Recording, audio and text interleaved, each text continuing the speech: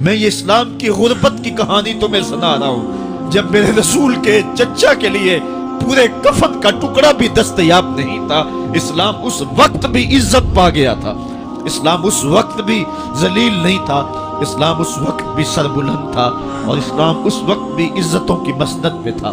یہ اسلام کا وہ دور ہے کہ جب حضور مسجد نبوی سے باہر نکلتے ہیں تو آگے حضرت عمر و ابو بکر رضی اللہ تعالی عنہما کھڑے ہیں، چہرے کے اوپر عجیب اداسی ہے۔ کہا عمر، ابو بکر اس وقت کیوں کھڑے ہو؟ عرض کی حضور بھوک نے گھر میں ٹکنے نہیں دیا، ہم نے چاہا حضور کا چہرہ دیکھ لیں تو کچھ پیاس بجھ جائے، کچھ بھوک مٹ جائے۔ حضور نے فرمایا میرا حال بھی یہی ہے، جس چیز نے تجھے گھروں سے نکالا ہے وہی چیز مجھے گھر سے نکال لائی ہے۔ چلتے ہوئے حضرت ابو ایوب انصاری کے گھر کے قریب سے گزرے،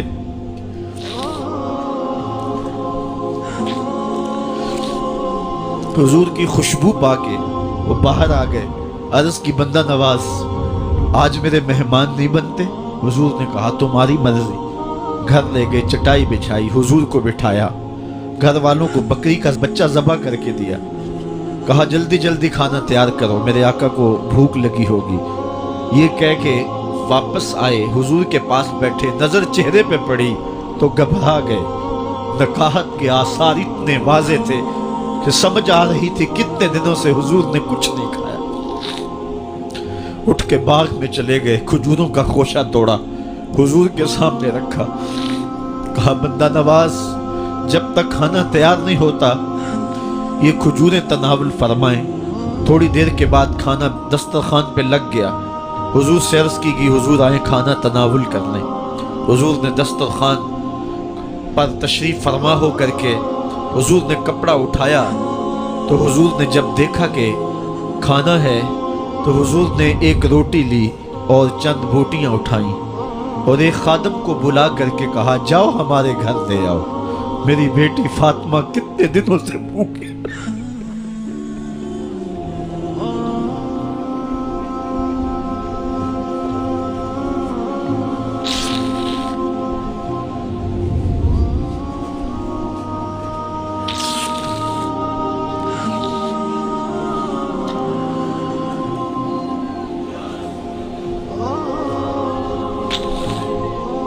کہا جاؤ ہمارے گھر لے آؤ، میری فاطمہ کتنے دنوں سے بھوکی بیٹھی ہوئی۔ مال کے کونین ہیں گو پاس کچھ رکھتے نہیں، دو جہاں کی نعمتیں ہیں ان کے خالی ہاتھ میں۔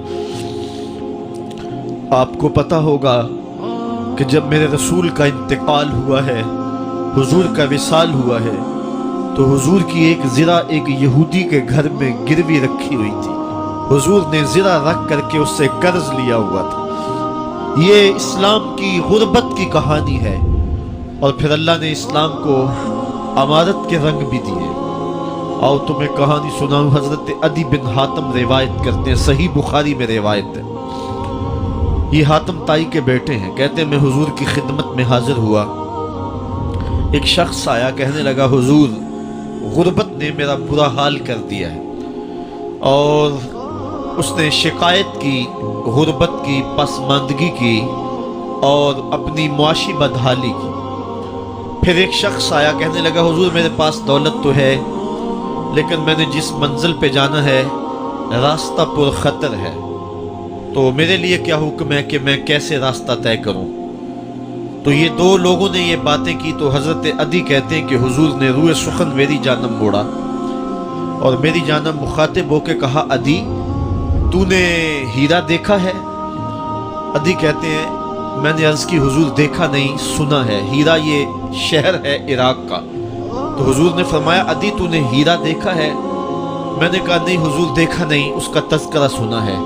فرمایا عدی اگر اللہ تجھے زندگی کی مہلت دے تو ہیرا سے ایک خاتون چلے گی، تو اپنی آنکھوں سے دیکھے گا اور مکے تک پہنچے گی اور اللہ کے گھر کعبہ کا طواف کرے گی، اور اس کو ہیرا سے لے کر کے مکے تک اللہ کے علاوہ کسی کا ڈر نہیں ہوگا۔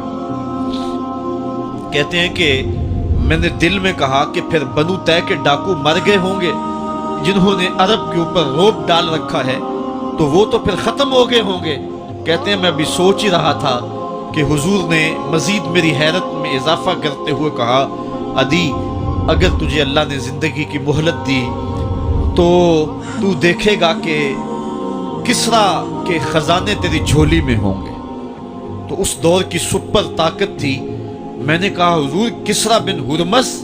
حضور نے فرمایا ہاں کسرا بن ہرمز۔ کہتے ہیں کہ حضور نے پھر فرمایا دی اگر تو زندگی پائی تو تو وہ دن بھی دیکھے گا کہ ایک شخص زکوٰۃ کی رقم لے کر کے، زکوٰۃ کی چاندی لے کر کے، زکوٰۃ کا سونا لے کر کے نکلے گا اور اس کو کوئی زکوٰۃ کا مستحق ہی نہیں ملے گا۔ حضرت عدی بن حاتم کہتے ہیں کہ پھر میں نے وہ منظر اپنی آنکھوں سے دیکھا کہ ہیرا سے خاتون چلی اور مکے تک پہنچی، اور امن ایسا تھا کہ اس کو اللہ کے علاوہ کسی کا ڈر نہیں تھا۔ پھر وہ لمحے بھی میں نے دیکھے کہ کسرا بن ہرمز کے خزانے مسجد نبوی کے باہر پڑے ہوئے ہیں۔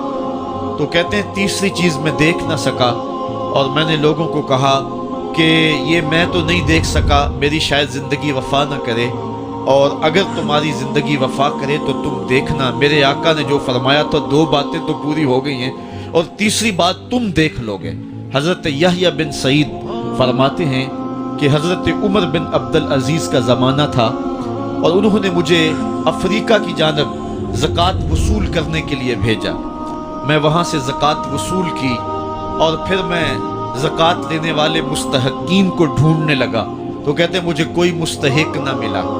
پھر میں غلام پکڑتا اور اس کے پیسے دے کے اس کو آزاد کرواتا چلا جاتا۔ حضرت عمر بن عبدالعزیز کا زمانہ ہے کہ گورنر ہے عراق کا، وہ حضرت عمر بن عبدالعزیز کو لکھتا ہے کہ اتنی رقم ہے، اس کا کیا کرنا ہے؟ تو عمر بن عبدالعزیز کہتے ہیں رقم لے کے یہاں نہ آنا، وہاں عراق کے لوگوں میں بانٹ دو، جو زکوٰۃ کے مستحق ہیں ان کو تقسیم کر دو۔ تو گورنر لکھتا ہے جو مستحق ہے ان کو دے دی، اب کوئی مستحق نہیں رہا تو میں کیا کروں؟ تو حضرت عمر بن عبدالعزیز کہتے ہیں جو مقروض ہیں ان کا قرض اتار دو۔ تو کہتے ہیں کہ ہاں قرض بھی میں نے اتار دیا ہے، رقم پھر بھی بچ رہی ہے، کیا کروں؟ تو حضرت عمر بن عبدالعزیز نے پھر لکھا جو شخص شادی کرنا چاہتے ہیں ان کا حق مہر ادا کر دو۔ میں نے کہا کہ وہ بھی کر دیا ہے، رقم پھر بھی بچ گئی، اب کیا کروں؟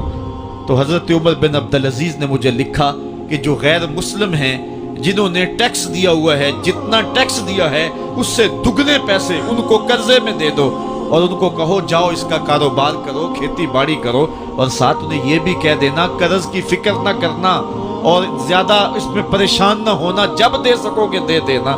یہ دور بھی پھر اسلام نے دیکھا، اور یہ گھڑیاں بھی دیکھی جب چیتھڑے پہنے ہوئے تھے، جب پیود لگے لباس پہنے تھے، جب پیٹ میں ڈالنے کے لقمہ بھی نہیں تھا، اللہ کا دین اس وقت بھی غالب تھا،